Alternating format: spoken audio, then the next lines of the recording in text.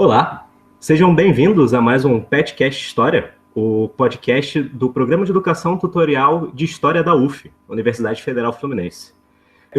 Serei seu apresentador, o Guilherme Garnier, e temos aqui bolsistas também do PET, Matheus Campanhão. Oi, tudo bem? E Lia Castanho. Oi, gente, tudo bom? Nós estamos aqui para um episódio especial.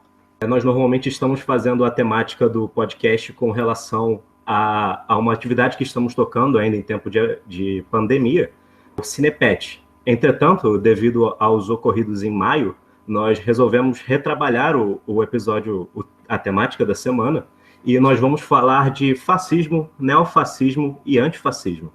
Para tratar desse tópico, nós temos os convidados, professora Tatiana Pog. Olá, pessoal. Meu nome é Tatiana Poggi, eu sou professora de História Contemporânea da UF. Eu pesquiso fascismo desde pequenininha. Continuo pequenininha, né? Então, mas há muitos anos, né?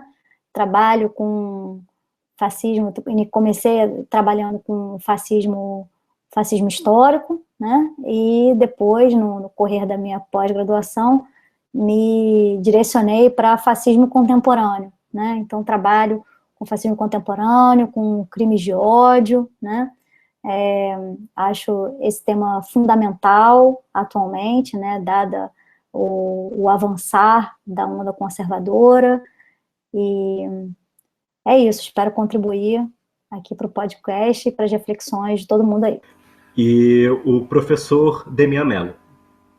Olá, pessoal, sou Demian Mello, sou professor de História Contemporânea da UF, do Bacharelado em Políticas Públicas, em Angra dos Reis. Estudo conservadorismo político há alguns anos. Estudei durante minha trajetória acadêmica o período do golpe de 64, historiografia, principalmente, e tenho me dedicado nos últimos tempos ao pensamento conservador, historiografia do fascismo, e nova direita, neoliberalismo, e nessa chave aí dos nossos problemas contemporâneos. Um prazer estar aqui colaborando com vocês. Nós tivemos, no final deste mês de maio de 2020, tanto nos Estados Unidos quanto no Brasil, o estouro de protestos e revoltas. Nos Estados Unidos, eles foram iniciados após o assassinato do George Floyd por um policial de Minneapolis.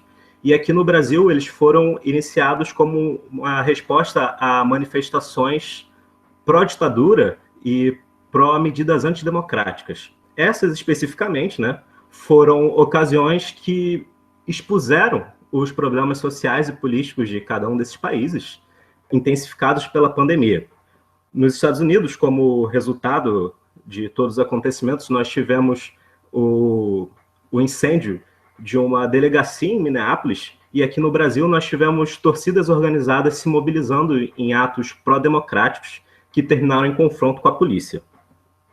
No crescimento dessa normalização de medidas autoritárias ao longo do mundo inteiro, no que estão chamando de maré conservadora, nós tivemos a adoção de políticas autoritárias em números cada vez mais gritantes. E, em resposta a isso, nós temos, nesses protestos, o crescimento de grupos autodenominados antifa, que é uma denominação para grupos antifascistas. Podemos dizer que pressupõe-se, assim, a existência de medidas e grupos fascistas para serem combatidos. Numa breve recapitulação, nos Estados Unidos nós tivemos grupos de supremacistas brancos que abertamente apoiaram Trump em sua campanha, e nas manifestações de apoio a Bolsonaro nós tivemos o elogio de medidas autoritárias da ditadura, de remoção de direitos, e também símbolos de grupos paramilitares ucranianos. Grupos estes que usam as bandeiras que apoiaram as potências do eixo, principalmente o nazifascismo, quando eles invadiram a região. Então, eu acho que cai aqui para a gente se perguntar o que é fascismo? Porque recentemente a gente vê o fascismo sendo um termo muito usado em palavras de ordem, em protestos. E tem vezes que a gente confunde um pouco fascismo e autoritarismo, ou intransigência política. Então, acho que é interessante para a gente começar essa discussão com professores que entendem disso, como a gente pode classificar o fascismo, no caso, o fascismo clássico e o neofascismo. Eu quero convidar a professora Tatiana Poggi, que trabalha com isso, principalmente pensamento político, a dar a sua definição, ou a definição de historiadores que trabalham com a área, tanto para fascismo quanto neofascismo. Então, o debate sobre o fascismo é um debate antigo e super longo, né? Mas certamente é um debate que, apesar de haver uma série de divergências quanto à conceituação da experiência fascista histórica, né, não há um certo consenso de que aquela experiência foi fascista, né? Já com as nossas expressões atuais, esse é o grande debate, né? Se a gente poderia chamar de fascismo ou se um outro conceito seria mais apropriado, né? Então, eu acho que eu vou começar um pouquinho falando sobre o que os autores entenderam como fascista, né, como fascismo, a partir das experiências dos anos 20, 30, 40, né, o que eles entendiam como fascismo, só para a gente ter uma noção do que é fascismo, né, e aí depois eu chego nessa segunda parte da pergunta sobre o neofascismo, né, e até que ponto a gente poderia chamar de neofascismo, como os autores se posicionam sobre isso, a possibilidade da gente ver ou entender que as experiências atuais de autoritarismo possam ser conceituadas como fascismo, né. Isso atualmente gera uma grande confusão, né, será que a gente poderia falar de fascismo hoje, ou será que o fascismo ele é algo que deva ser resguardado à experiência do entreguerras, é algo que está tão ligado àquele contexto que seria impossível, né, a gente conseguir perceber as manifestações atuais como fascismo, né. Mas com relação a essas experiências aí do entreguerras, né, apesar de haver um certo debate sobre como se conformaria esse fascismo, e aí realmente há um debate sobre as causas, né, os autores têm uma série de divergências sobre o que teria causado, o que teria estimulado o fascismo, se o fascismo estaria ligado à experiência do capitalismo, ou seria algo completamente desvinculado a isso, se seria uma alternativa ao capitalismo, uma terceira via, uma coisa do tipo, se seria um fenômeno que derivaria, né, diretamente do cenário do pós-guerra, seria uma reação ao pós-guerra, uma crise moral, né, essa era uma tese liberal também, que ganhou bastante repercussão, né, seria como se fosse um lapso, né, uma histeria coletiva derivada daquele momento da saída da guerra, né, e tem também, né, havia também as interpretações marxistas sobre o fascismo, né, das quais eu particularmente compartilho mais, né, vou nessa linha, né, então apesar de haver um debate mesmo entre os autores marxistas, havia um consenso de que o fascismo é uma organização política do capital, é uma forma de organização autoritária, centralizadora, altamente violenta e excludente do capitalismo, né? É uma forma de organização do capitalismo, é um tipo de ditadura, né, dentro do capitalismo, é uma forma do governo do empresariado, né? Não há nenhum choque com relação a isso, né?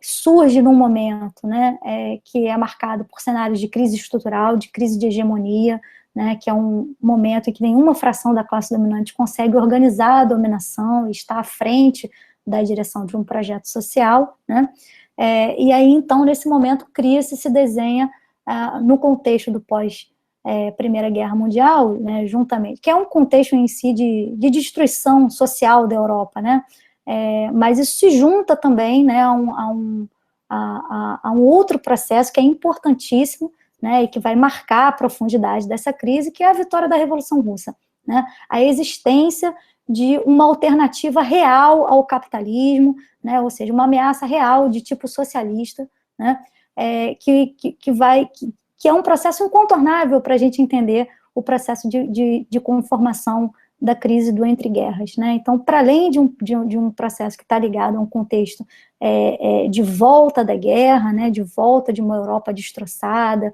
de crise econômica que se desenvolve aí a partir também da saída da guerra, mas se aprofunda com a crise de 29, né, ou seja, tem aspectos econômicos bastante relevantes, esse aspecto da Revolução Russa, de um movimento operário que conseguiu ser vitorioso numa determinada região do mundo, né, é um elemento imprescindível para a gente entender a dimensão da crise que o capitalismo se encontrava, né? Então, essa dimensão política, né, que está ligada não apenas a uma organização de resistência com cortes, inclusive revolucionários, né, mas que estava ligada também, né, a um processo de descrença nas instituições, dos mecanismos republicanos de resolução de conflitos sociais, né, uma falta de crença mesmo nos meios diplomáticos de negociação. Isso instaura uma crise de legitimidade, né. Nesse contexto, né, do entre guerras, isso aparece historicamente como crise do liberalismo, né, e isso vai abrir uma brecha, né, para a emergência de soluções salvacionistas. Então, nós temos aí uma crise que tem um aspecto econômico, que tem um aspecto político, que tem aspectos sociais, de mobilização do movimento social, né, e que tem um aspecto cultural também, né, de crise civilizacional, né. É a partir dessa crise que se abre a brecha para a emergência de uma solução salvacionista, antidemocrática, anticomunista e antiliberal também, porque o fascismo, né, diferente do liberalismo, ele ataca os direitos individuais, ele ataca o respeito às diferenças, a liberdade de expressão, a liberdade de organização política, que são elementos centrais para a gente entender o liberalismo. O liberalismo ele não se resume, né, simplesmente à defesa do livre mercado, né?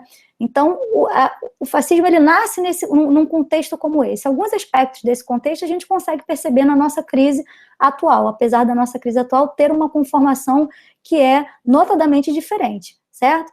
Então, por mais que eu entenda que a gente possa falar de fascismo hoje, né, é óbvio que esse fascismo ele não vai responder às mesmas questões do passado, certo? Porque todo o processo histórico ele tem a sua particularidade, e a nossa crise atual, ela tem particularidades também. Isso está ligado ao desenvolvimento do capitalismo, né? O desenvolvimento do capitalismo no entreguerras, ele tinha determinados desafios, hoje ele tem outros desafios, né?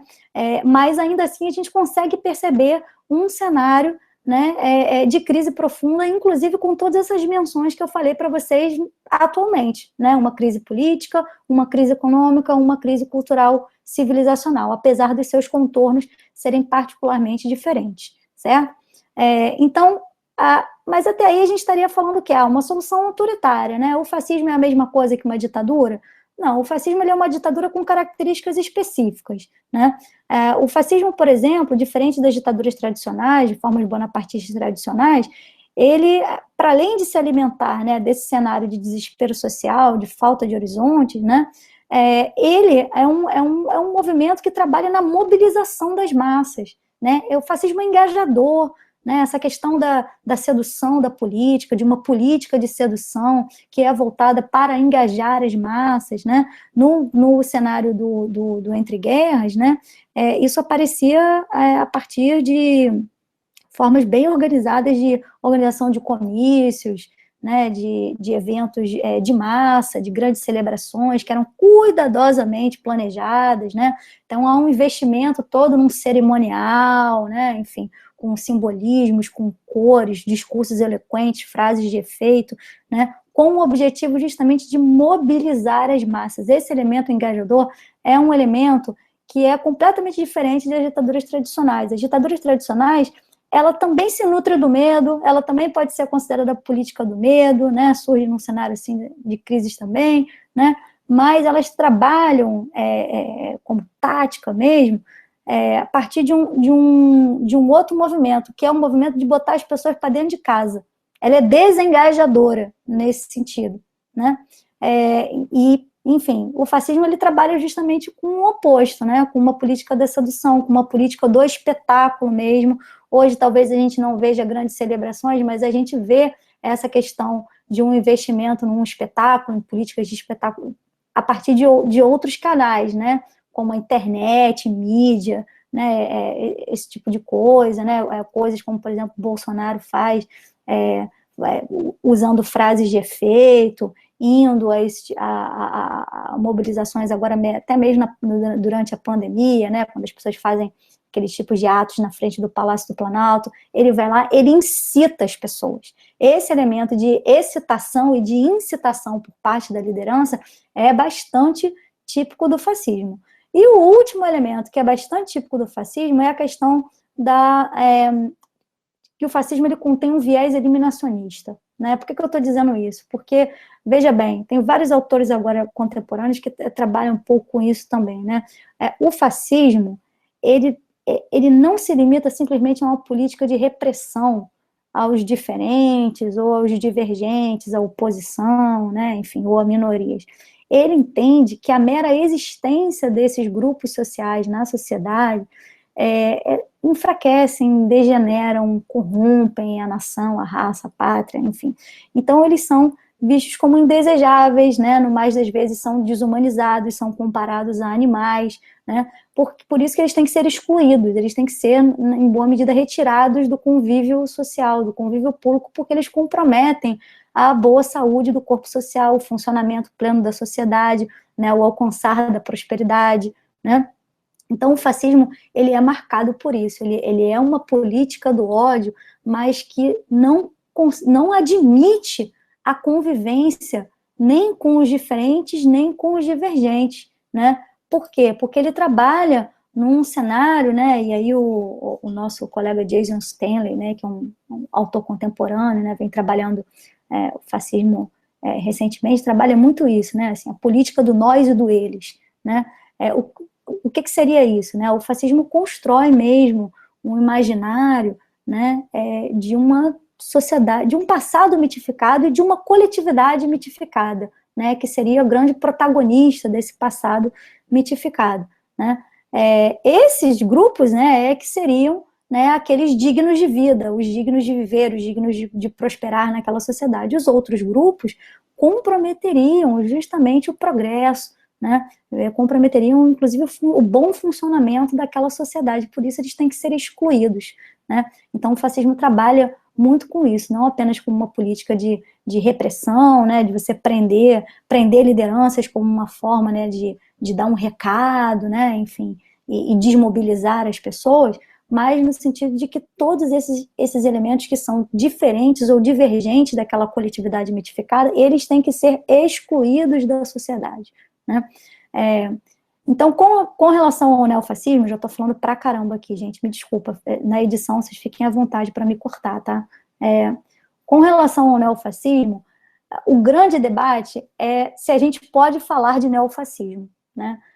Muitos autores aqui, né, que trabalham esses fenômenos mais recentes, vão utilizar outros conceitos, né? Então, o conceito de direita racista, bastante utilizado pelos sociólogos, né, principalmente sociólogos americanos, o conceito de populismo de direita, né, que foi criado lá pelo Michael Kazin, né, vai ser bastante utilizado também por uma série de pesquisadores, aparece na mídia, a mídia utiliza bastante esse conceito de populismo de direita para designar, enfim, o que eu particularmente chamo de fascismo contemporâneo, ou expressões da extrema-direita, né, os conceitos de separatismo branco, né, de grupos ligados ao poder branco, pan-arianismo também, né, são conceitos também bastante utilizados, né.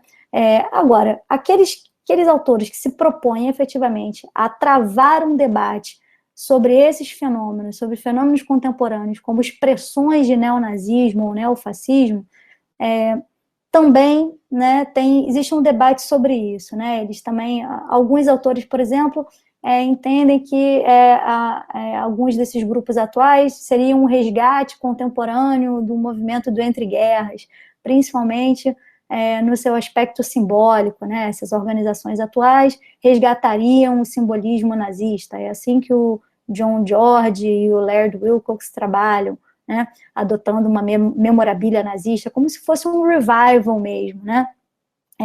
Isso já esbarra numa série de problemas, porque muitos grupos hoje não se definem, né, ou, na verdade, muitas vezes até procuram se afastar um pouco, né, dessa simbologia nazista como forma de evitar o rechaço, né, então muitas vezes adotam uma denominação que é nacionalista ou ligada ao patriotismo, né? Enfim, constroem organizações com esse tipo de denominação, né? Mas não resgatam necessariamente esses símbolos nazistas como uma forma de tentar evitar, né, um rechaço por conta da memória sobre o Holocausto, a memória sobre o impacto do nazismo, né? O Enzo Traverso, por exemplo, trabalha com um conceito que é um pouco próximo a esse, né, que é o conceito de pós-fascismo, né, de resgate também de experiências do passado. Tem autores conservadores e liberais que também trabalham esse conceito de neofascismo. Acredito que o Roger Griffin, né, e o James Gregor sejam os autores que têm um maior impacto nesse debate, né? O James Gregor, por exemplo, é um cara que vai trabalhar o neofascismo como a partir de uma influência forte da Hannah Arendt, do seu conceito de totalitarismo, né, entendendo que você poderia ter, né, tanto do lado da esquerda quanto do lado da direita, né, movimentos que ele considera como neofascistas por conterem um caráter antidemocrático, uma liderança carismática, né, o emprego da violência, enfim. Então, trabalha bastante nessa linha, né, do neofascismo como uma expressão atual do totalitarismo, né. O Roger Griffin já trabalha um conceito muito aberto de neofascismo, né, dizendo que o neofascismo ele guarda um caráter mutável, né, ele se adapta a mudanças, inclusive de conteúdo ideológico, dizendo que o neofascismo poderia assumir qualquer forma e qualquer conteúdo.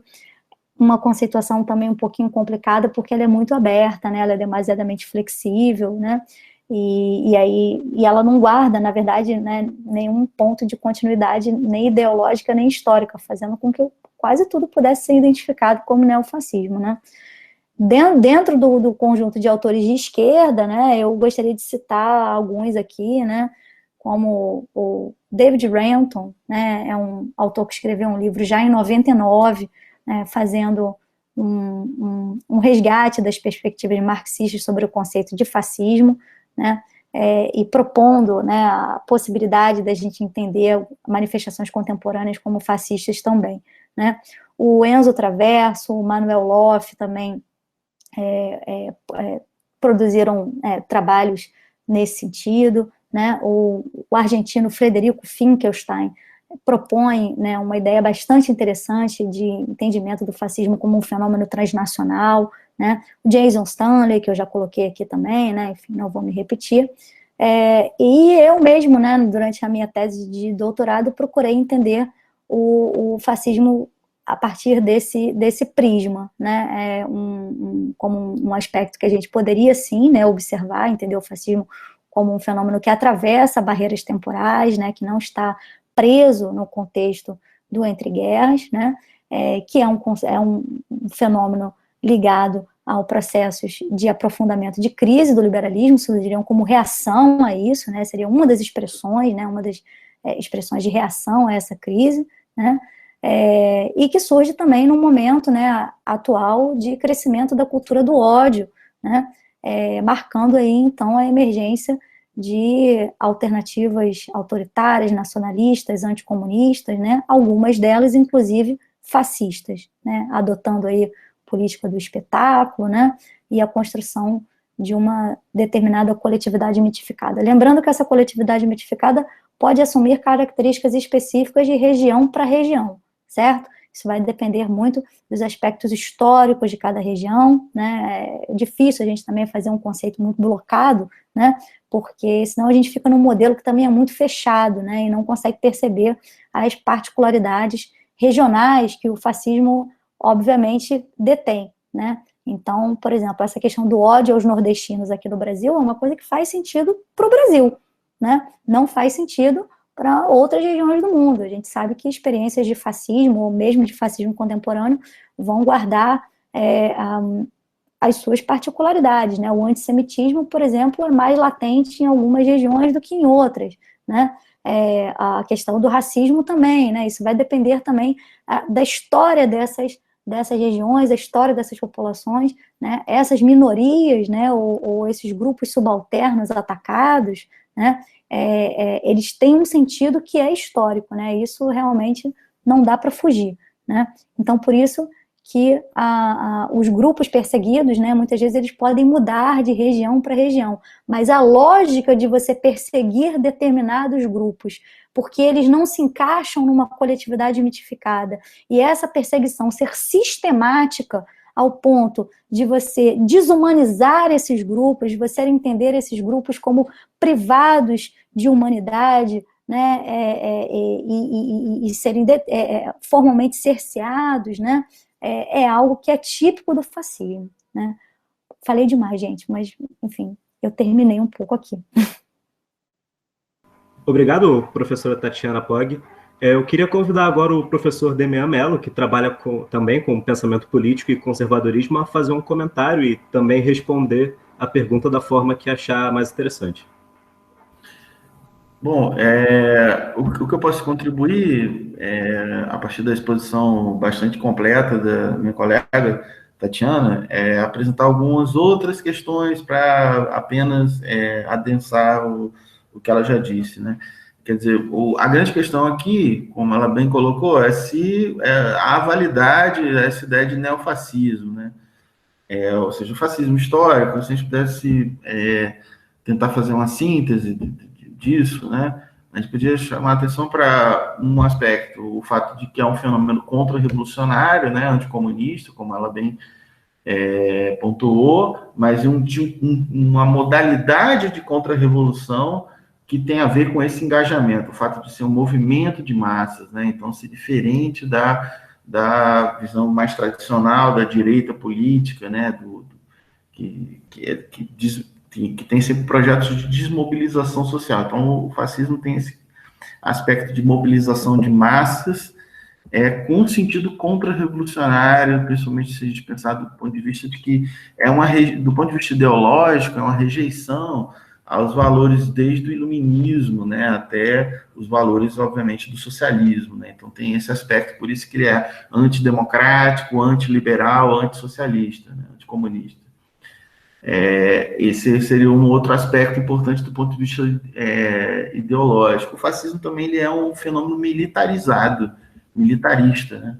O historiador italiano Emilio Gentili destaca na sua definição de fascismo o fato de que o fascismo sempre carrega uma organização militarizada, um partido militarizado, e esse aspecto militarizado tem a ver principalmente com a forma com que a violência extralegal, paraestatal, opera no fascismo, né?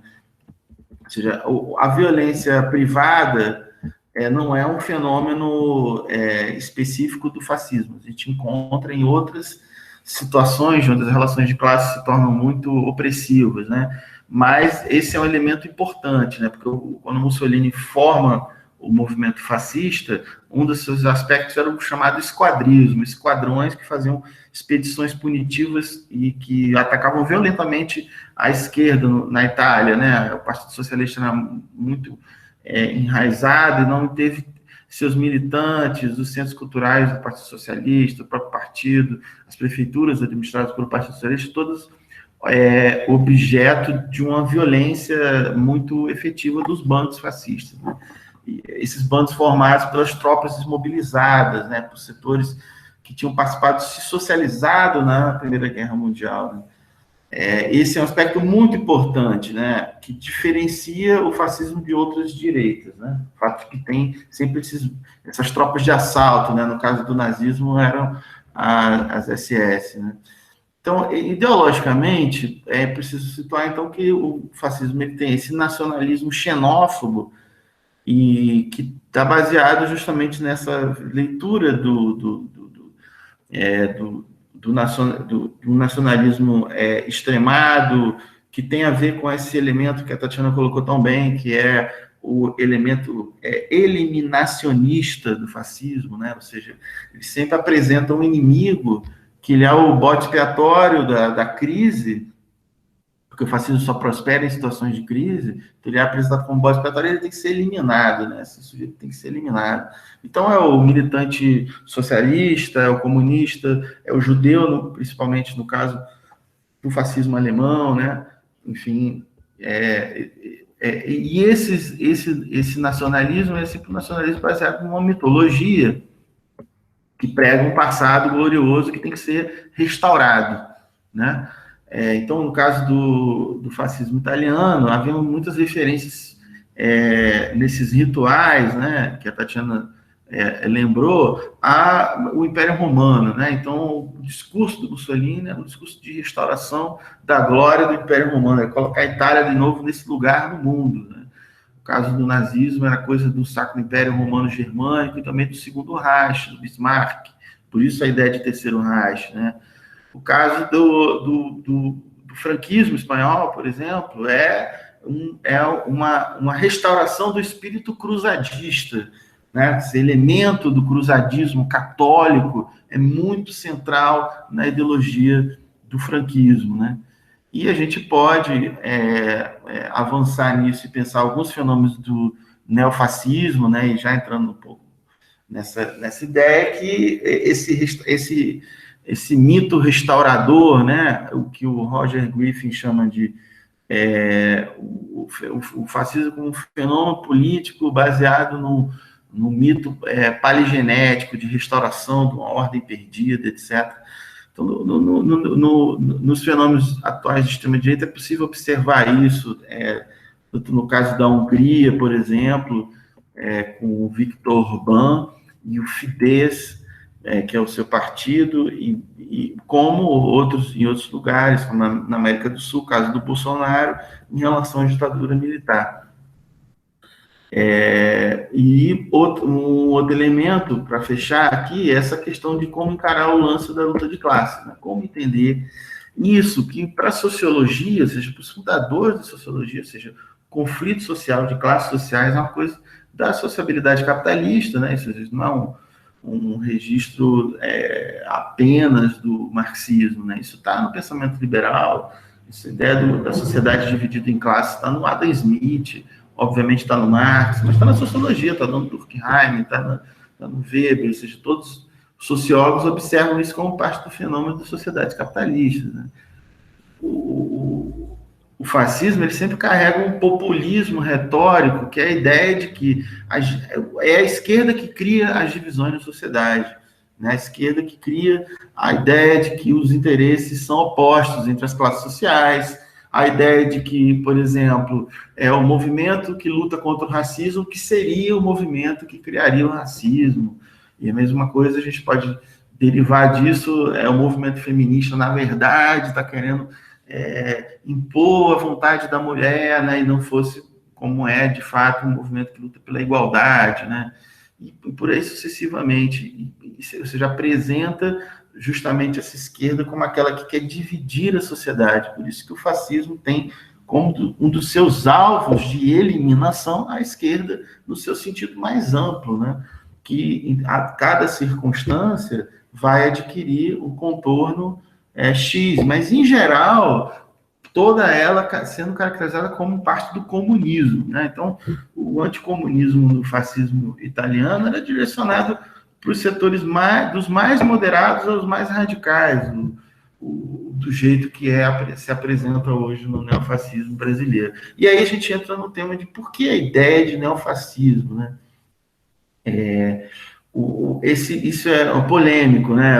Se é possível, né? Por que essa necessidade de colocar o neo? Acho que tem a questão, talvez mais importante, seja o fato de que a gente está lidando com contextos históricos distintos, né? Quando a gente pensa no contexto do início do século XX, que é inaugurado, né, com a Primeira Guerra Mundial, como diria o Eric Hobsbawm, mas que tem sua definição do ponto de vista dos grandes contornos do que vai ser o século, a Revolução Russa, né, que coloca assim, como a Tatiana colocou muito bem, o socialismo como uma ameaça efetiva, real, ao capitalismo, né? Ou seja, o socialismo, temos significando a constituição de uma outra forma de sociabilidade pós-capitalista, não capitalista, que elimina os traços fundantes da sociabilidade capitalista, entre os quais, principalmente, a propriedade privada. Pois bem, e aí é preciso pensar também que, nesse contexto, o termo socialismo ele é alvo de uma disputa, né? A própria direita disputa o termo socialismo no início do século XX. O Oswald Spengler, que é um pensador conservador, alemão, cuja obra vai influenciar bastante, digamos assim, a cultura de onde vai brotar o nazismo, né? Ele fala de um socialismo de direita também, né? Enfim, o termo está bastante... A historiografia discute isso, né? Quando é que aparece, até ele se definir como significando uma forma de sociabilidade distinta, né? O que define isso é a Revolução Russa, né?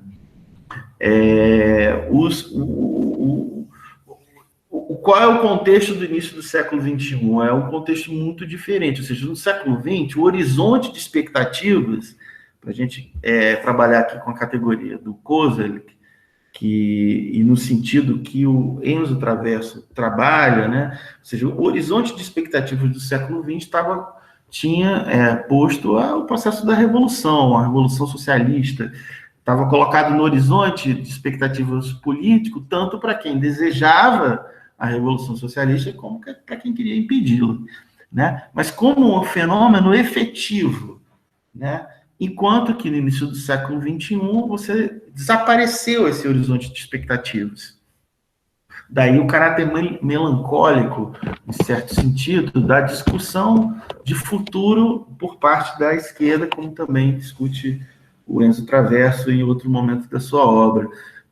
Então, a gente está vendo uma situação histórica muito distinta, onde a Revolução Socialista não está no horizonte, mas a gente tem a reemergência desse fenômeno, que é contra-revolucionário, que é o fascismo, em outra situação histórica, e daí talvez a necessidade de falar de neofascismo. Não é só porque eles apelam para as teorias da conspiração, porque eles estavam presentes no fascismo histórico, e principalmente no caso alemão, né, onde o conspiracionismo era antissemita, enfim, mas muito próximo daquilo que é o conspiracionismo atual. Só para encerrar aqui esse tópico, o Enzo Traverso ele apresenta a seguinte questão: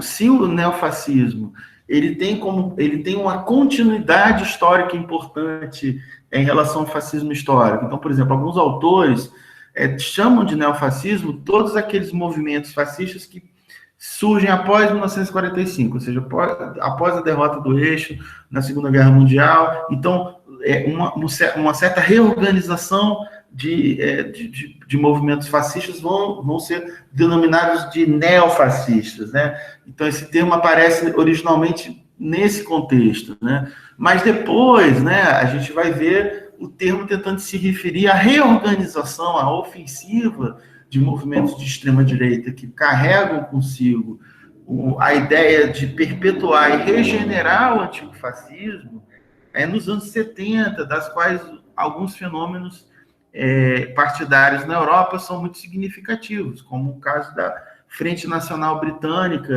na Inglaterra, que é dirigida pelo Enoch Powell, né, um sujeito que cunhou o slogan Inglaterra para os ingleses, no contexto onde a Inglaterra, como toda a Europa, começa a receber uma migração das suas ex-colônias, né? Então, os guetos, né, formados por populações das suas ex-colônias vão fazer parte da nova cena, enfim, urbana, né, de Londres e de outras cidades importantes. Então, por exemplo, tem muitos jamaicanos na Inglaterra nos anos 70. Então, esse Inglaterra para os ingleses tem um conteúdo racista, supremacista, branco, certamente pró-imperialista, e o saudosismo do imperialismo, do império colonial. Esse é um elemento muito interessante, ou seja, o mito palegenético desse neofascismo, como é o caso do Front National também na França, do Jean-Marie Le Pen, e que é um processo de reorganização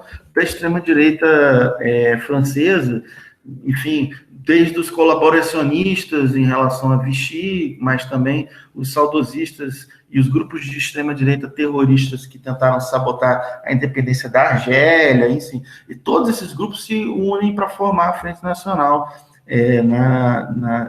na França. À medida que, por exemplo, a Frente Nacional começa a crescer e tem um processo de transição Jean-Marie Le Pen para Marine Le Pen, começa um movimento que alguns autores, e o Enzo Traverso também, chamam de constituição daquilo que é o pós-fascismo, ou seja, essas formações da extrema-direita que tem, às vezes até tem essa fundação no fascismo histórico, mas que de forma bastante pronunciada nega esse vínculo de origem, né? Ou seja, nega essa vinculação com o fascismo, tentar fazer um revisionismo de memória ou até um negacionismo, né, do seu vínculo com o fascismo histórico. Mas no caso brasileiro, por exemplo, é preciso lembrar que o fascismo histórico brasileiro, que é um movimento integralista, né, que surge ali no período do Entre Guerras e que carrega essas características que a gente discutiu até agora, já após 1945, os integralistas começam a produzir um discurso segundo a qual eles eram anticomunistas e eram também contra o fascismo. Então, Plínio Salgado, Miguel Reale, Gustavo Barroso, numa grande desfaçatez, que também não é novidade na história brasileira, vão tentar dizer que eles não são fascistas, né? Eles vão tentar já introduzir essa ideia de esquecer o que escreveram. Enfim, tem isso tudo é parte de uma cadeia de conceitos, das quais a gente pode incluir outros, né? Para entender essas direitas mais extremadas, né? A própria noção de extrema-direita, que é uma noção posicional, simplesmente, né? Simplesmente localizar quem está a mais à direita no espectro político, né? Então, nem sempre a extrema-direita é fascista, né? E a partir disso tem toda uma discussão na historiografia para tentar caracterizar, na historiografia na teoria política, né? Para tentar caracterizar precisamente esses fenômenos. Então, por exemplo, em alguns casos se caracteriza como uma direita radical, né?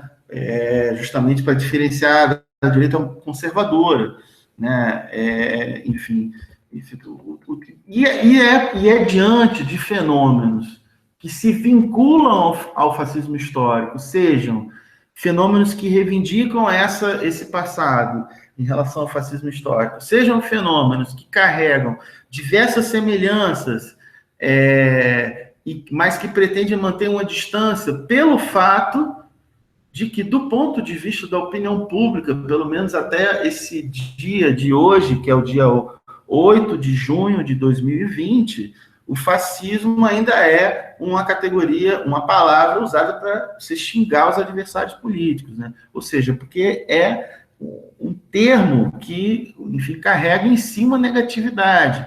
Estou falando isso por causa de quê? Porque você vai ter pouquinho, se um critério for para você caracterizar um grupo como fascista, que esse grupo se auto-reconheça como fascista, bom, a gente vai talvez concluir que o único fascismo mesmo foi o italiano, lá do período entre guerras, e a organização do Oswald Mosley na Inglaterra dos anos 30, que se chamava União Britânica Fascista, porque todo o resto do que se caracteriza, que a historiografia caracteriza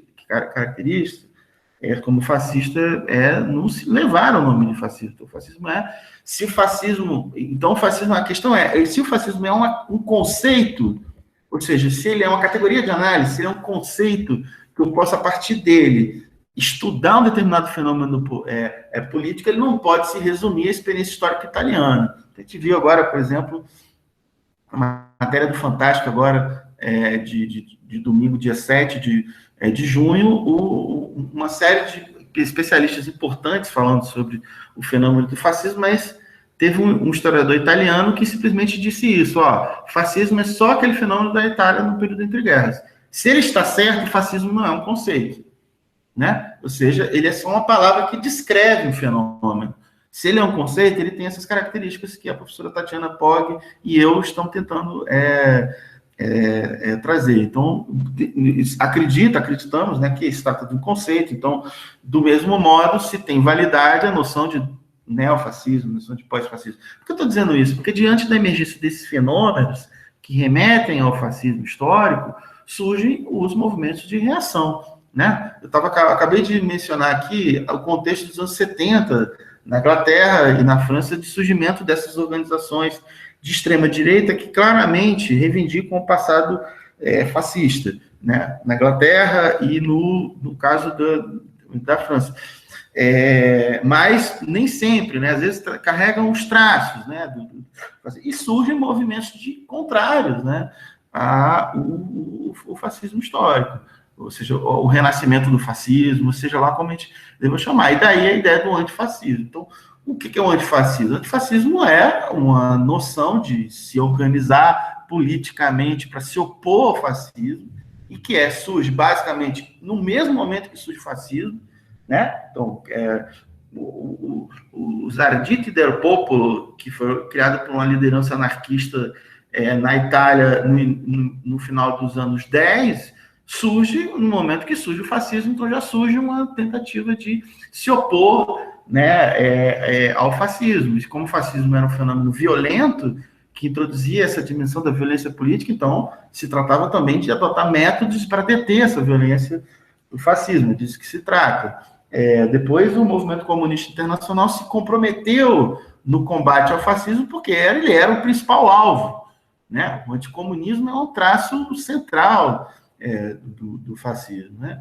E a sua própria social-democracia, então todas as esquerdas, de forma geral, vão organizar aquilo que vai se chamar no período entre guerras do antifascismo. E eu quero localizar isso do ponto de vista do espectro político na esquerda, porque foi quem, de fato, organizou uma reação para deter o fascismo, né? Ou seja, enquanto que na direita política o que predominava era a ideia que está presente no Churchill, que está presente nos pensadores da direita liberais como Mises, né? Que o fascismo, embora não seja lá essas coisas, é bom para deter o comunismo, né? Ou a Igreja Católica, né? Ou seja, e daí, enfim, o que vai se chamar, por exemplo, como política das potências capitalistas no período do entreguerras, seja da política do apaziguamento, né, das potências europeias, seja a política americana de não intervir no conflito, enfim, na situação europeia do ponto de vista político,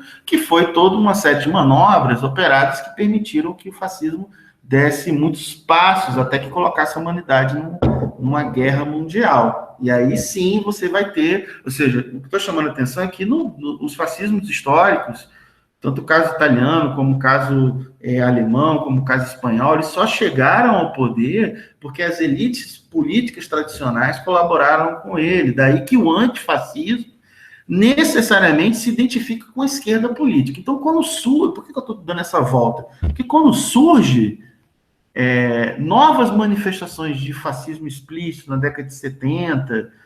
ou quando surge, por exemplo, como resultado da calamidade social com o colapso dos sistemas burocráticos do leste da Europa, no final dos anos 80 e dos anos 90, surge uma série de fenômenos fascistas, que podemos chamar de neofascistas, se organizam movimentos antifascistas. Então, não é por acaso que hoje surge, né? Ou seja, desde que o Trump foi eleito nos Estados Unidos, tem se desenvolvido uma série de trabalhos, né, que retomaram a noção de fascismo para problematizar, enfim, para pensar o próprio Trump.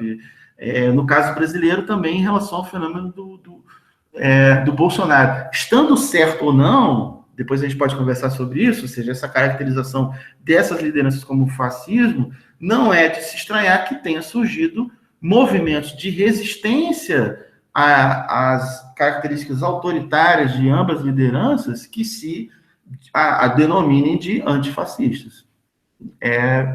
Digamos assim, mas assim, antifascismo é o quê? É uma ideia, como diria o David Hinton, que o historiador britânico que a Tatiana também mencionou, ou seja, é uma ideia de se organizar contra o fascismo. Então, vou recomeçar. Obrigada, professor Demian. Então, além dessas características, né, que estão emergindo do fascismo, podemos perceber também no cenário atual o avanço da extrema-direita e além de candidatos conservadores prometendo controlar a recessão com austeridade, né? E a gente pode usar como exemplo o Brasil e os Estados Unidos. E a partir desse contexto, podemos pensar podemos estabelecer relações, né? E aí eu gostaria de perguntar quais relações podemos traçar entre crise política e econômica e o fortalecimento de grupos neofascistas. E aí agora eu convido a Tatiana Pog para fazer a pergunta, para responder, desculpa. Então, cara, essa relação entre o fascismo e o liberalismo, principalmente as relações atuais, eu acho que é um dos maiores causadores de confusão, né? Acho que faz com que as pessoas muitas vezes rejeitem o conceito de fascismo, né? Ah, não, porque a política econômica que está sendo defendida é uma política da agenda de austeridade, né? É uma política liberal, então é uma forma de neoliberalismo, é uma forma mais autoritária de neoliberalismo, mais dura de neoliberalismo, não é exatamente o fascismo, porque o fascismo é o avesso do neoliberalismo, né? Porque a política liberal é o Estado mínimo e o fascismo é o Estado grande, né? Ora, isso, enfim, eu acho que advém, né, de um senso comum com ideias muito equivocadas, né? Acho que tá até do que seria o neoliberalismo, de como essas relações se passaram durante o próprio entre guerras, né? Até que ponto, né? Quais são as relações ou os conflitos, os tensionamentos entre o liberalismo e o fascismo, né? Então, eu coloquei lá na primeira pergunta, né, que tinham aspectos do liberalismo que o fascismo rejeitava mesmo, principalmente os aspectos políticos do liberalismo, né? Com certeza, né? Mas com relação ao aspecto econômico, né, o Demian, inclusive, até lembrou, né, alguns autores que fizeram essa ponte, né, que entenderam que, em alguma medida, alguns autores liberais entenderam, inclusive, que o fascismo ele era estrategicamente interessante, né, como uma medida de contenção da esquerda, uma medida anticomunista, então fecham os seus olhos estrategicamente para o crescimento do fascismo, né?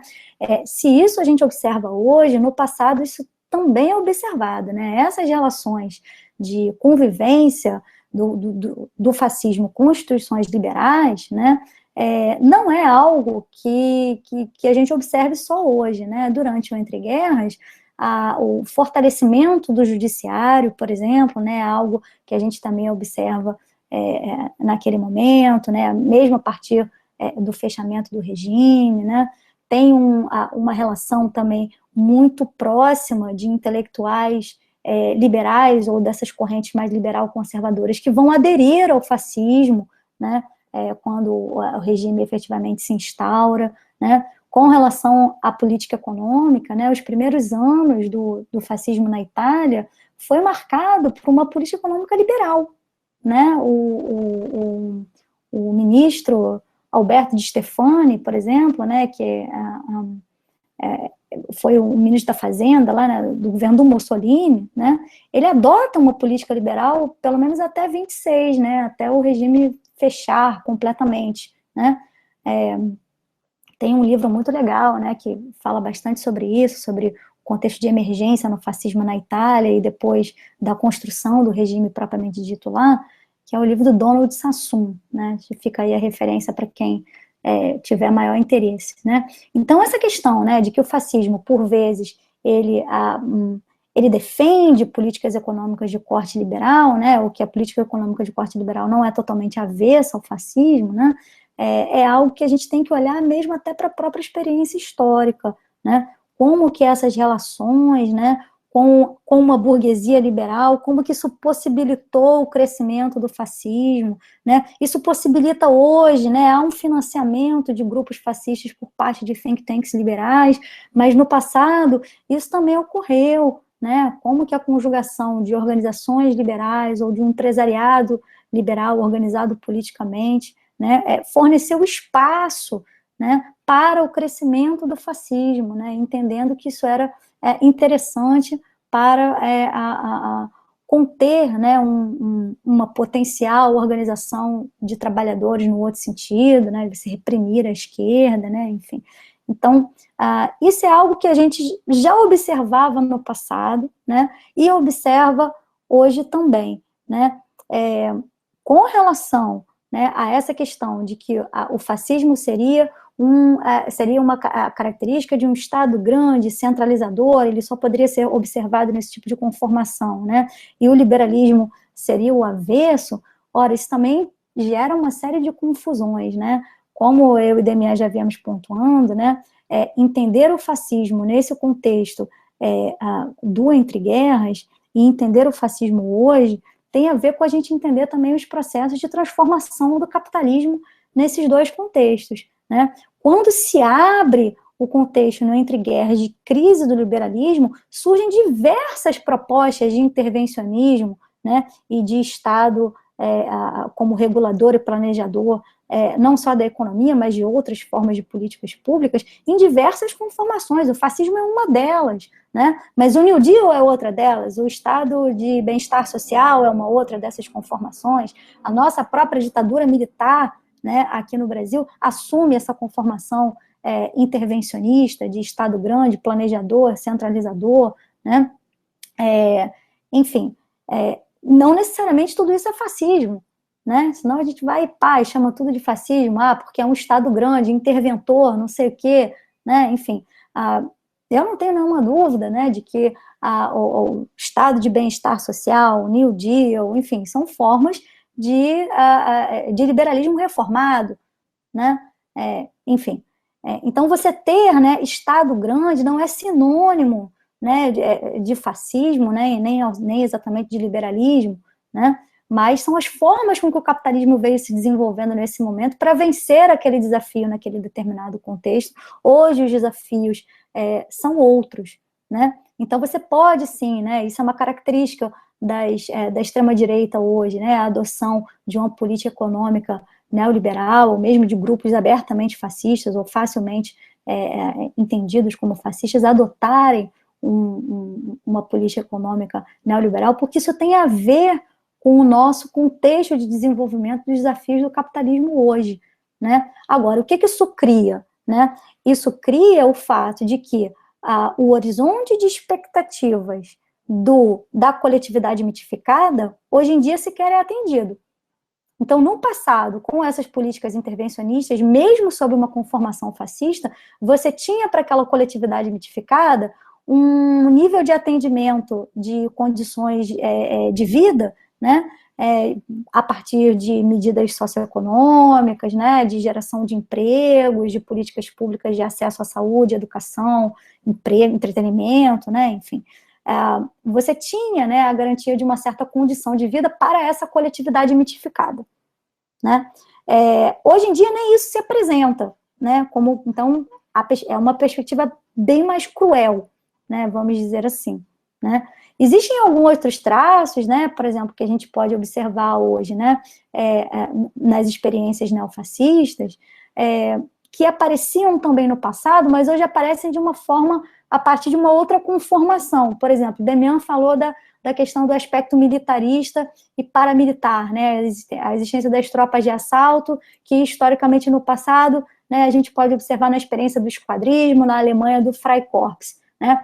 Muitos desses coletivos, né, existiram sim naquele momento, foram fundamentais para a gente entender, inclusive o processo de emergência e consolidação desse regime, mas uma vez que esses regimes chegaram ao poder, eles procuravam controlar esses grupos paramilitares, né, a partir do controle político exercido mesmo pela polícia política desses estados, né. Hoje em dia, a gente observa, né, um processo de estímulo mesmo à privatização dessa violência, né, a repressão e a violência sendo estimuladas por serem exercidas pelos cidadãos comuns, né. Então, se no passado a gente observava isso, mas com uma força maior no momento de emergência desses regimes, né, do contexto de criação das condições propícias para que esse regime emergisse, né, e ganhasse espaço, né, mas também a partir do momento já de consolidação, com o estímulo a delações, né, a coisas do tipo, né, assim, exercidas pelo cidadão comum mesmo. Hoje em dia, a gente tem o quê?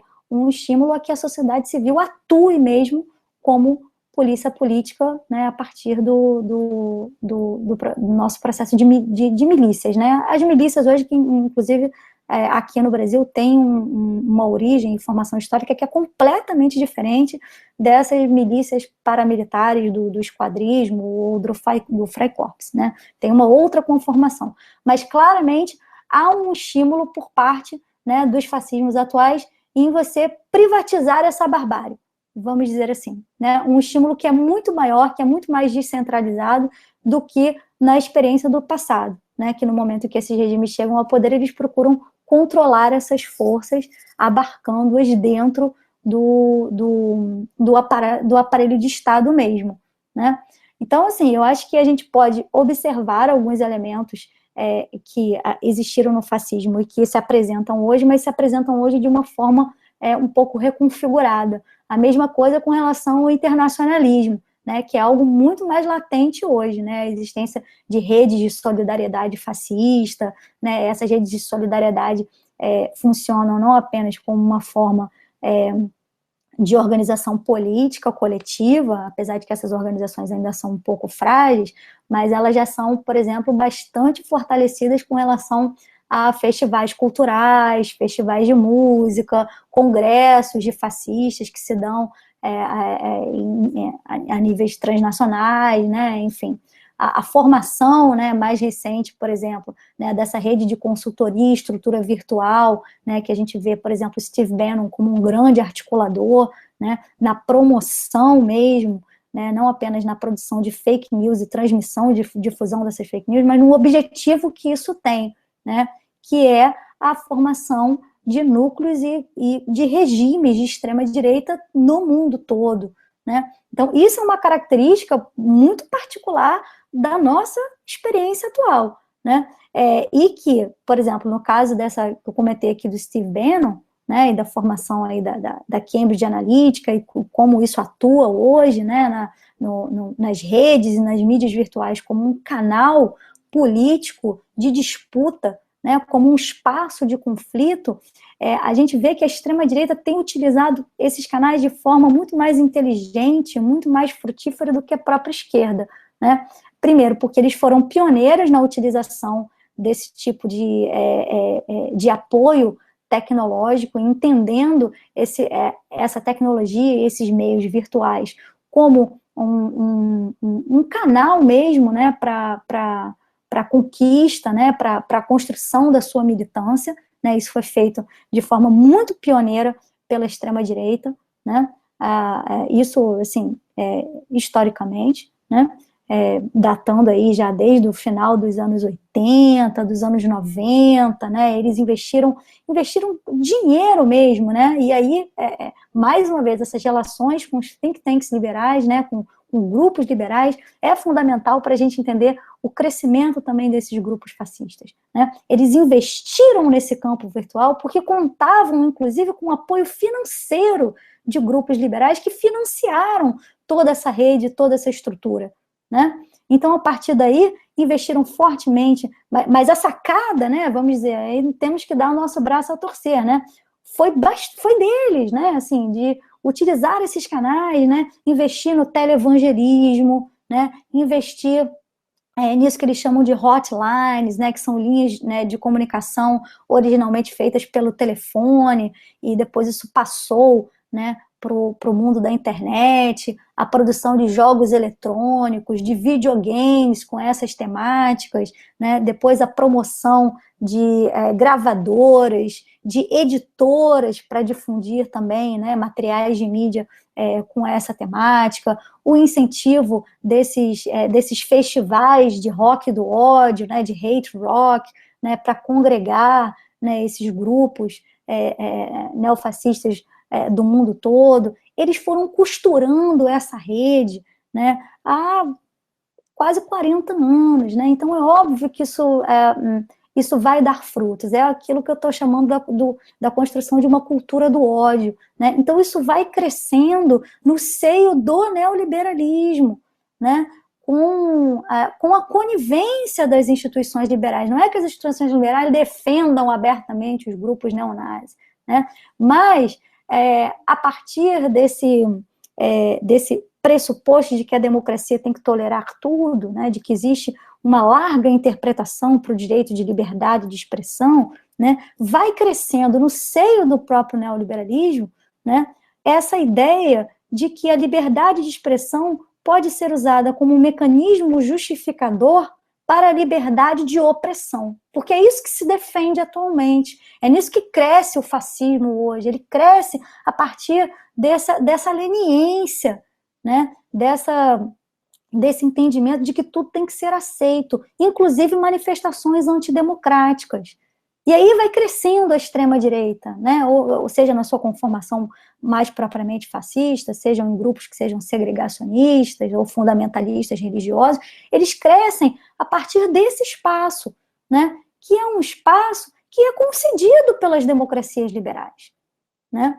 Então, né, assim, vamos dizer assim, que é um monstrinho que vai sendo alimentado, e a partir daí você começa a surgir essas figuras aí que vão ganhando cada vez mais espaço e a aceitação, né, como uma figura como, né, o Donald Trump, que não é propriamente um fascista, né, na minha visão, né, o Donald Trump é um cara que, apesar de ser abertamente racista, homofóbico, xenófobo, né, antifeminista, né, enfim, é um cara que não ataca diretamente as instituições republicanas. Eu desafio você a encontrar uma fala do Trump dizendo que tem que fechar o Congresso, ou defendendo a tortura, esse tipo de coisa, né? Assim, ele não trabalha exatamente nessa linha, né?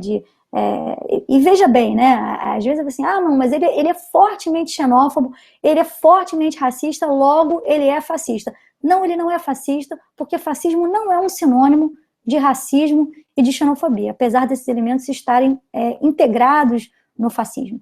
Em alguma medida, né, o liberalismo, ele comporta certos níveis de exclusão desse tipo, né? Por que eu estou dizendo isso? A gente tem esse mau hábito de achar que o liberalismo ele é naturalmente democrático, ou que ele caminha naturalmente para a democracia. Ora, isso é uma narrativa liberal acerca do próprio liberalismo, e que foi vitoriosa, porque as pessoas hoje acreditam nisso. Elas acreditam que o liberalismo, né, ele é naturalmente democrático, ele é naturalmente tolerante, ele é naturalmente inclusivo das minorias, quando, historicamente, o liberalismo nunca teve esse comprometimento, né?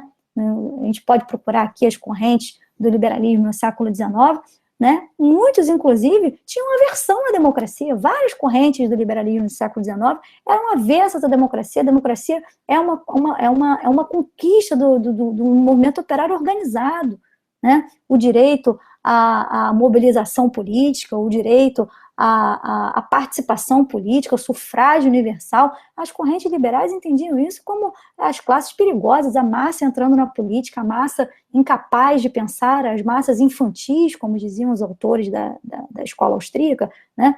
Elas não deveriam ser aceitas, né, para participar politicamente, tomar decisões, né? Então, né, em alguma medida, sim, o liberalismo é conivente com certos níveis de exclusão identitária, né, de exclusão das mulheres, de exclusão das massas, né, de exclusão, enfim. Então, o Trump caminha nessas linhas, né, nessas linhas que são as linhas mais conservadoras do liberalismo. Existem correntes democráticas do liberalismo? Certamente. Certamente, o liberalismo ele tem um conjunto de correntes, né, que disputam alguns elementos, né, e os elementos ligados à integração das minorias, né, dos direitos das minorias, da tolerância, do multiculturalismo, certamente é um campo de disputa dentro do próprio liberalismo. Mas existem outras correntes do liberalismo que não têm o menor comprometimento com isso, né? Então o Trump caminha a partir dessas correntes, né? Ele não é propriamente um fascista, apesar dele, eu entendo que muitas vezes, né, o fato dele ser abertamente, né, uma criatura que é racista, que é homofóbica, né, enfim, que tem rejeição a diversas minorias ali dentro dos Estados Unidos, e, enfim, isso é muito claro, ele não procura sequer esconder isso, ou mesmo a sua retórica populista faz com que muitas vezes nós tenhamos essa iniciativa, né, de entendê-lo como um fascista, né, mas, assim, é por isso que é importante que nós conheçamos, né, a origem dos conceitos, o debate em torno dos conceitos, porque senão realmente nós acabamos caindo nessa confusão, da mesma forma que se cai na confusão de que o Bolsonaro seria um Trump da América Latina, um Trump tropical, né? Então, assim, também ele não seria fascista, né? Ele é a mesma coisa que o Trump, né? Um liberal conservador na América Latina, né? O que também é complicado, porque, né, o Bolsonaro, ele tem, né, ele não é só um racista, antifeminista, homofóbico, né, enfim, ele é uma criatura, né, que defende a eliminação de minorias, que desumaniza as minorias, né, ele é uma criatura que mobiliza as emoções violentas, ele cita o ódio, incita a raiva contra esses elementos, né, contra a oposição política, né, porque o fascismo tem essa característica, né, de aversão a qualquer tipo de organização política ou de ideologia política que problematize a desigualdade, que entenda a desigualdade como uma construção histórica, justamente porque o fascismo parte de um outro pressuposto, que é a naturalização das desigualdades, de todas as desigualdades, né, não só da desigualdade econômica, mas das desigualdades políticas, das desigualdades étnico-raciais, das desigualdades culturais. Então, obviamente, né, ele vai rejeitar todas as correntes que entendem que a desigualdade é um construto social. Daí o seu anticomunismo, daí o seu anti-esquerdismo de uma forma geral, né, porque todas as correntes de esquerda, ainda que com as suas diferenças, problematizam a desigualdade, procuram superar a desigualdade, ou pelo menos minimizar a desigualdade, e entendem que isso é possível porque a desigualdade é um construto social, né? Enfim, eu acho que eu até divaguei um pouco, né? Mas, enfim, então Trump sim pode ser caracterizado como, né, um elemento fascista, né? Porque ele trabalha nessa linha, né, de eliminação daqueles, né, de determinados grupos sociais que comprometeriam o bom funcionamento da sociedade, né, e já o Donald Trump não, né, enfim. Convido agora o professor Demian. Então, essa questão é muito importante porque o fascismo, ele surge em contextos de crise e só se viabiliza como uma alternativa política em contextos de crise, né? Ele é um tipo de... É como se a gente usar uma metáfora da biologia, é uma doença oportunista que aparece em contextos de crise, né? Ou seja, não é o único fenômeno que aparece em contextos de crise, mas ele se apresenta nesse contexto e só se viabiliza nesse contexto de crise. Então, o fascismo só se tornou viável na Itália, naquele contexto, porque o sistema político italiano estava em colapso com o impacto da Primeira Guerra Mundial na estrutura social e política da Itália.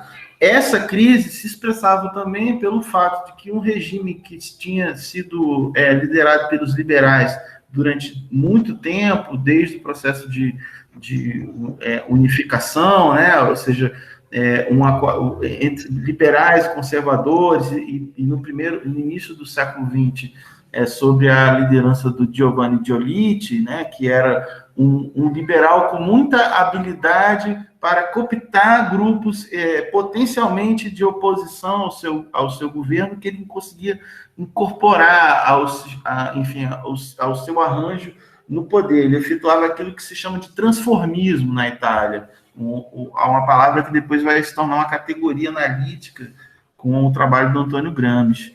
Pois bem, esse arranjo de sistema político que deu uma certa estabilidade para a política italiana, ele vai sofrer o abalo da guerra. E a guerra penaliza a Itália, apesar dela ter sido parte, enfim, como se sabe, da coalizão vencedora, mas como ela era uma potência periférica no contexto europeu, é algo que, inclusive, vai ser muito explorado pela retórica do fascismo, né?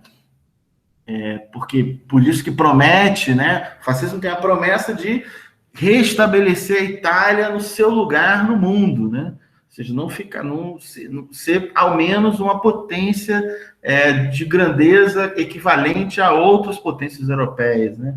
Essa é que é a promessa que está contida no fascismo.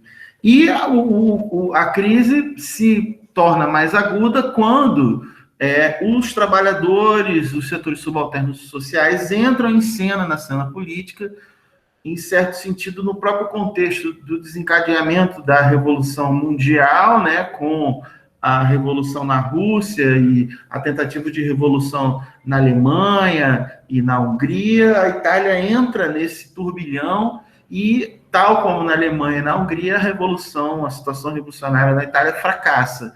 E esse fracasso também vai ser depois, enfim, o que sobra do movimento dos trabalhadores. E aí eu quero lembrar que, por exemplo, o Partido Socialista Italiano, a primeira eleição após a Primeira Guerra Mundial, se torna o maior partido da Itália, né? Tem uma vitória muito importante, não consegue formar um governo porque todos os outros partidos se juntam para evitar um governo socialista.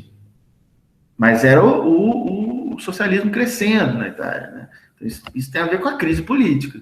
A burguesia perdeu a hegemonia, perdeu a capacidade de exercer a sua dominação. É nessa crise de hegemonia que emerge a figura do salvacionista, que se mostra que não era só uma liderança carismática, ele lidera um movimento que apresenta uma solução para o medo da revolução, ou seja, apresenta uma solução aos interesses dos grupos dominantes, né? Por acaso que a ascensão do Mussolini ao poder é facilitada pela cúpula das Forças Armadas e principalmente pela monarquia e pela burguesia e pelos grandes proprietários agrários da Itália, né? Que abrem espaço, né? Depois, um pouco mais à frente, que o Mussolini vai fazer um acordo com a Igreja Católica, que vai criar o próprio Vaticano e vai dar uma base de massas para o seu regime político. Mas como diz o Poulantzas, Nico Poulantzas, cientista político grego, né, falecido há muitos anos, mas uma obra muito importante. Ou seja, o fascismo é também um regime de crise, porque ele é um regime ditatorial, um regime de exceção, né? Ele tem e ele se vale de uma crise, digamos assim, surfa na onda da crise, inclusive não só para chegar no poder, mas para fechar o regime político. Né? O Mussolini, entre o final de 1922 até 1926, ele vai fechando até estabelecer uma ditadura aberta, que aí é a ditadura fascista mesmo, de fato, na Itália, mais ou menos até 1925, né? Quando, enfim, o regime assume explicitamente que os seus, ou seja, um bando fascista tinha usado de violência, inclusive, para assassinar um deputado socialista que tinha denunciado a violência fascista ocorrida nas eleições de abril de 1924. O Giacomo Matteotti, ele faz uma denúncia, depois ele é sequestrado e assassinado. E depois o Mussolini assume a responsabilidade pelo crime.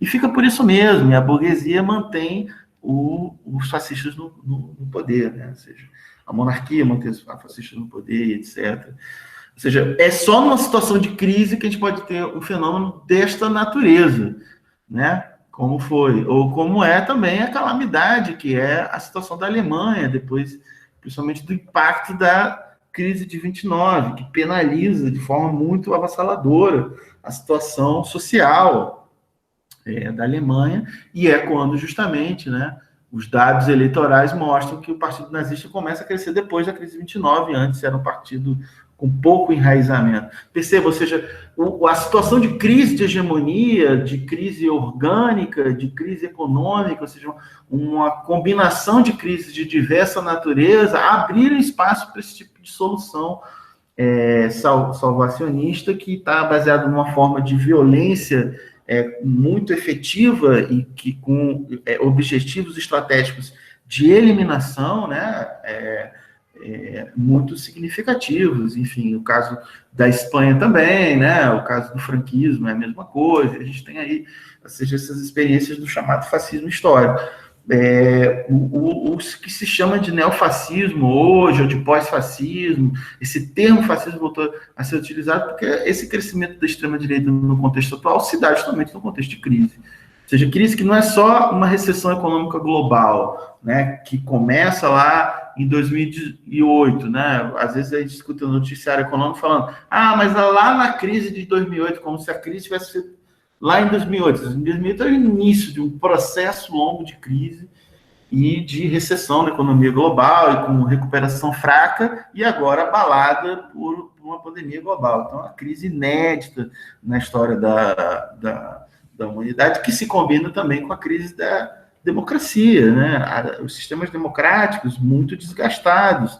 No caso das democracias europeias, muito desgastados pelo fato de que a soberania popular, o poder decisório da população foi sendo, ao longo das últimas décadas, retirado em benefício da tecnocracia, da troika, enfim, dos organismos, muitas vezes supraestatais, que decidem sobre as questões estratégicas das sociedades. Ou seja, se trata de uma arquitetura daquilo que se chama do neoliberalismo. O neoliberalismo vai ser, ou seja, a sua implantação gera essa experiência pós-democrática ou não democrática, né, que vai ter, enfim, vai trazer no seu bojo uma onda conservadora e essa reemergência de fenômenos fascistas, né, ou similares, né, ou seja, se a gente pensar, né, ou seja, eu tenho um acordo completo, a Tatiana tem 2 excelentes artigos discutindo esse assunto, como sobre o Trump, né? O Trump, enfim, do ponto de vista científico, não dá para dizer que ele é um fascista, né? Mas, de qualquer modo, o Trump, qual é a relação que ele tem com o Bolsonaro? Ele participa de um certo sistema internacional da qual tem elementos fascistas que compõem esse sistema internacional. Seja internamente, com parte da alt-right, a direita alternativa que sustenta o seu governo, do ponto de vista ideológico, seja de uma série de fenômenos que estão espalhados em várias latitudes do mundo, entre elas aqui no nosso país, né, e que se expressam como manifestações fascistas, né, como experiências que apontam nesse sentido, né. A gente pode, por exemplo, no caso brasileiro, se a gente for falar as coisas assim de forma mais pedestre, não existe... por que há 4 anos atrás, quem falasse que o Bolsonaro ia ganhar a eleição ia ser taxado como uma pessoa um pouco perturbada das ideias? Porque estava completamente fora do horizonte. Foi necessária uma crise política, foi necessária a avacalhação completa do sistema político brasileiro, por uma série de razões que nós para uma figura como ele se tornar viável, né? Se tornar alternativo, se tornar apoiado por um setor dos grupos dominantes brasileiros, fundamentais, né? Enfim, situações de crise, só situações excepcionais, que permitem que uma situação uma figura dessa natureza chegasse ao poder, ou seja, a relação entre crise e emergência de fenômenos como o fascismo são importantes, inclusive pelo fato de que nas crises o medo dos grupos dominantes é justamente o medo da desordem social. A desordem social, não estou falando de aumento simplesmente da criminalidade, mas questionamento das bases e funcionamento da sociabilidade capitalista. Ou seja, em algumas situações, as crises compareceram em situações revolucionárias. No caso do fascismo histórico, o que eu já tinha dito, ou seja, o horizonte expectativo estava colocado era de conter o comunismo. Isso unificou todo o conservadorismo político, todas as direitas, com a tarefa de combater o comunismo, e para muitas das direitas, o fascismo foi ou a alternativa ou aquele mal necessário, né?